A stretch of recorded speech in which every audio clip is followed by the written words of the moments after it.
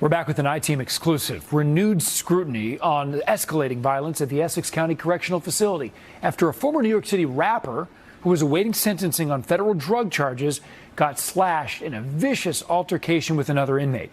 It happened yesterday afternoon, and investigative reporter Sarah Wallace has inside information. I should get paid for the work I put in. I'm so Brooklyn.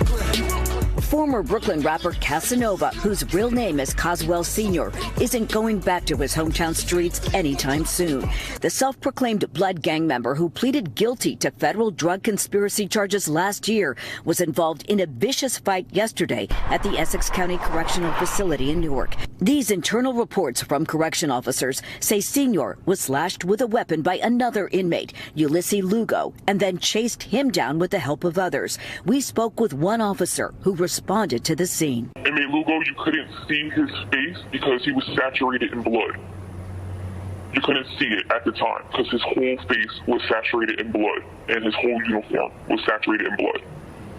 Inmate Senior was sitting there and blood was just coming out of his face.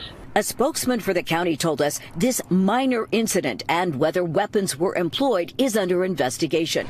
Insiders tell us the unit was not searched last night or this morning, but in a recent interview with me, the director insisted they have implemented enhanced searches. We're doing the searches 2 shifts a day. I'm doing everything that you can from a correctional administrator handbook done. And then there's the issue of officer training. Retired Correction Lieutenant Jim Teresi reiterated what we've highlighted in recent stories. Took a 4-month officer with no academy training and we put her alone with 64 federal prisoners who she has no idea who they are or what they're there for. In January, state law will require correction officers to go through the police academy before they oversee inmates. But in the meantime, the numbers are disturbing. Since March, before yesterday, there were 17 codes, inmate-on-inmate assaults or inmate-on-officer assaults. Ironically, yesterday's violence came on the same day that a jury found 3 inmates guilty of the 2021 jail beating of Jayshawn Boyd.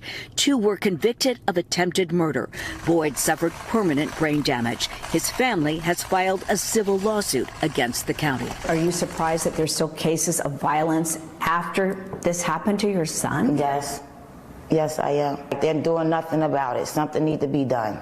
No weapons were found after yesterday's attack, but one inmate was seen trying to flush something down the toilet. By the way, in the federal case, the former rapper is scheduled to be sentenced later this month. He could face a maximum of 60 years in prison. Additionally, he admitted to being the shooter in July 5th, 2020 incident at a Florida party involving another gang members, an altercation that was instigated over gambling. You know how we do. I am telling you and anyone that will listen that I wanted out before I was arrested and I'm out. I learned through my music career that people will listen and I don't need to associate myself with a gang to succeed. I don't need to associate a gang even if I don't succeed. You know how we do. My career, I don't care what the government tell you. I'm telling you the truth. I was not involved in any daily activities of this gang. I wasn't anyone's boss. What I was, and I regret this, was a person that they could use to promote themselves in a world, I swear to you, I was trying to leave. Clearly, I did not do a good enough job of this, as I did find myself in a bad situation after another.